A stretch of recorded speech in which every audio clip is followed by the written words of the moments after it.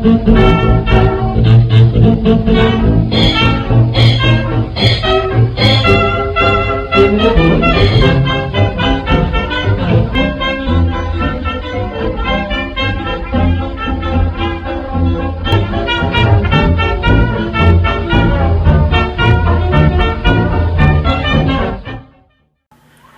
YouTube.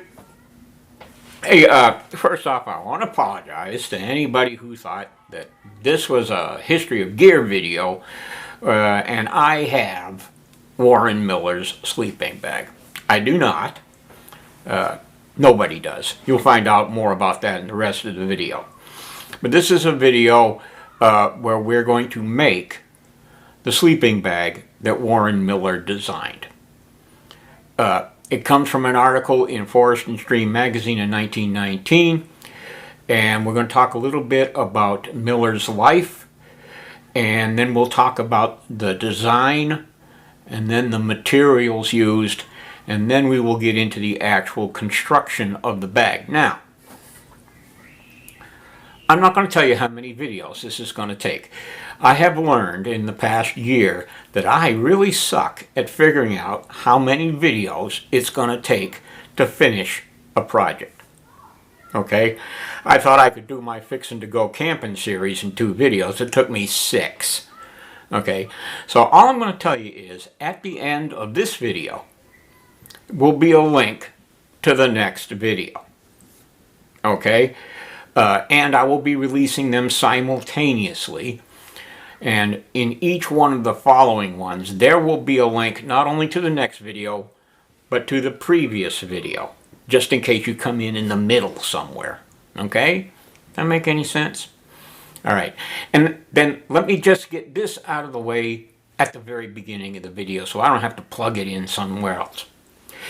If you find any of my videos entertaining or educational, and it gives you information you want, please keep in mind that other people want the same information, okay? But it's a little bit difficult for YouTube to find you and put you together with this information without you liking the video, and subscribing to my channel, and watching to the end, okay? That's the way the YouTube algorithm works.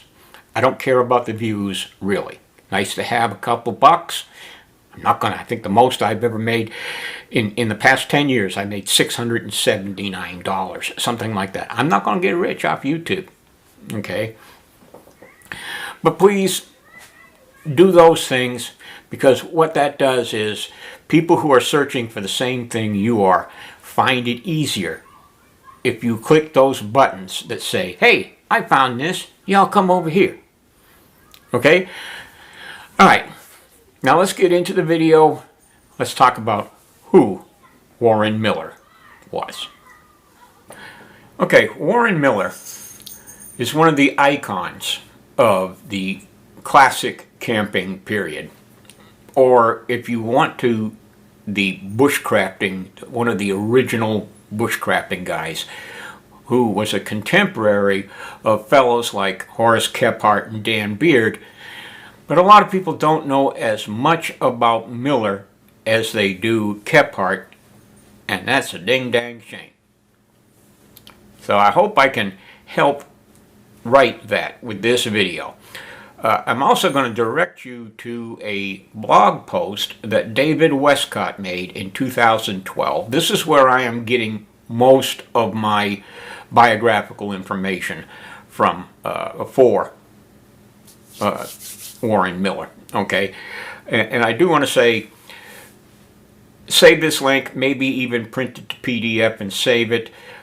In this blog post, David references an article written in a blog called The Woods Life, which was one of I went to that site religiously, but in the intervening years, he didn't pay his internet fees or whatever, the domain fees, and it shut down. You know, you can no longer get to it. I wished I had taken copies or made PDFs of everything that the Woods Life had done. I can't I'll have to use the Wayback Machine on Internet Archive to see if I can find stuff that I need. David Westcott is one of the fathers of modern day classic camping, he along with Steve Watts. If you can, I very highly recommend you go and get David Westcott's book, Camping in the Old Style. That book is what inspired me to enter into this classic camping thing. Okay? All right. So with all that out of the way, let me say that Warren Miller was born in 1878. Some sources say 1875, others say 1876. Okay? He died in Massachusetts in 1960. During the Spanish-American War, he served on board a ship called the USS Glacier, which was a supply and provisions ship that spent 5 months in the West Indies during the Spanish-American War, providing provisions to the troops on shore in Cuba and to ships at sea that were doing the blockade of Santiago Harbor. You should get in, if you're getting into classic camping, you should get into that history, the the history of the Spanish-American War. During the First World War, Miller served on board the USS Utah, which was a battleship at the time. Coincidentally, it was one of the ships the Japanese sunk at Pearl Harbor, although by that time it wasn't being used as a mainline battleship anymore. He is educated as a mechanical engineer. He holds 3 mechanical patents from that time. One of them has something to do with equipment in torpedo launching stuff. I don't know nothing about that. I was in the Army. That squid stuff, I don't need that. But he was a veteran, and in many of the articles he wrote for Forest and Stream, he signs himself as Lieutenant Warren H. Miller. Okay? He was the editor of Forest and Stream from about 1910 to 1918, and basically guided the very beginning of that publication so that it got to the point where it still exists today, more than 100 years later. He gave that publication a firm foundation, supported writers like Zane Grey as part of the Forest and Stream publication. Tough job, because at the beginning it was a weekly publication, not a monthly publication. Now, when he left Forest and Stream in 1918 to go full-time writing, he's responsible. He has wrote more than 30 books, most of them aimed at adolescent boys. The foreword to one of his books says, "If you are reading this book, you are either a 12-year-old boy or the father of a 12-year-old boy." Now, this is at a period when 12-year-old boys did a whole lot more than sit on the couch and play Game Boy, or whatever the current thing is right now.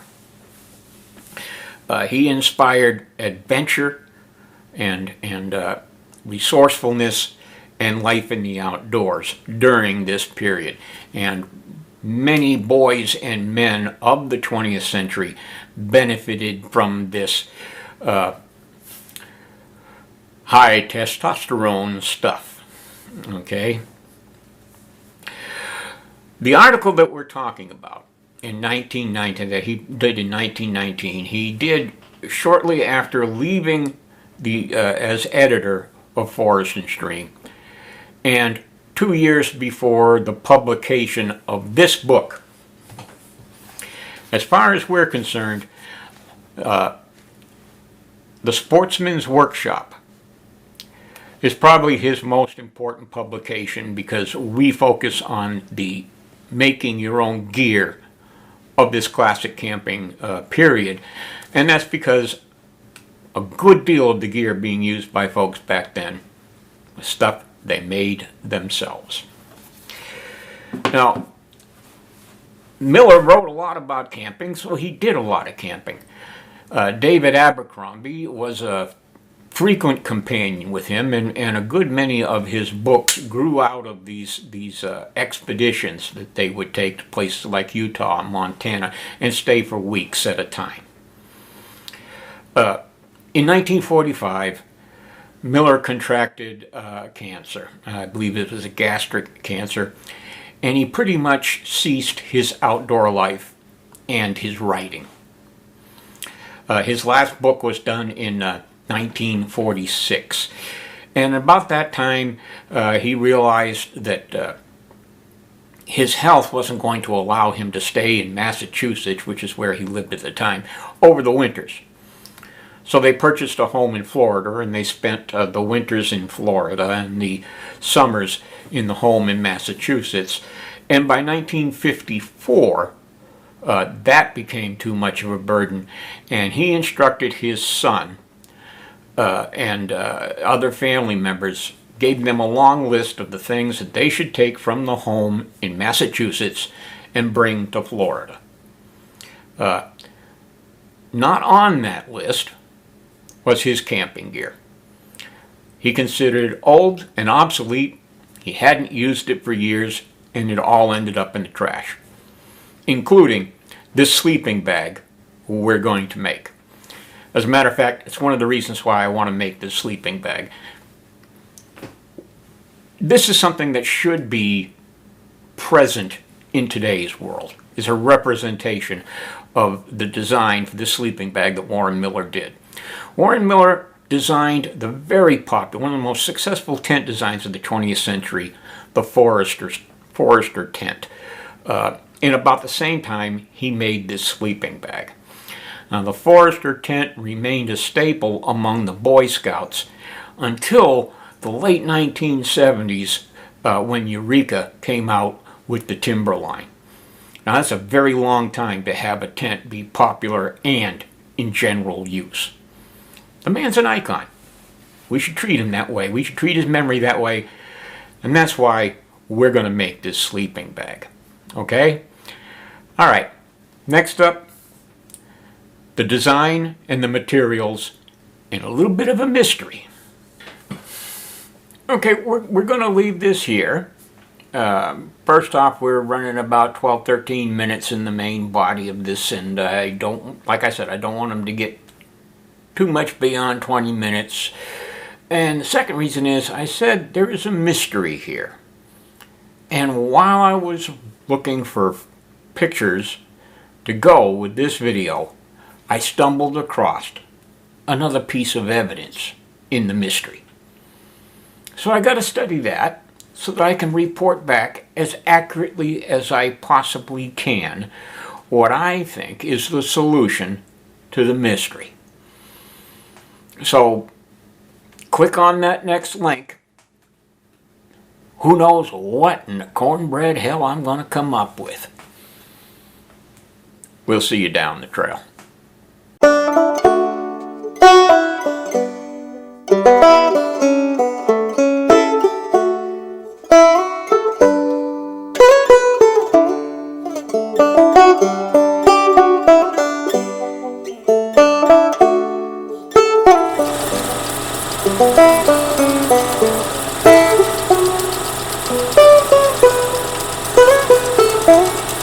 Thank you.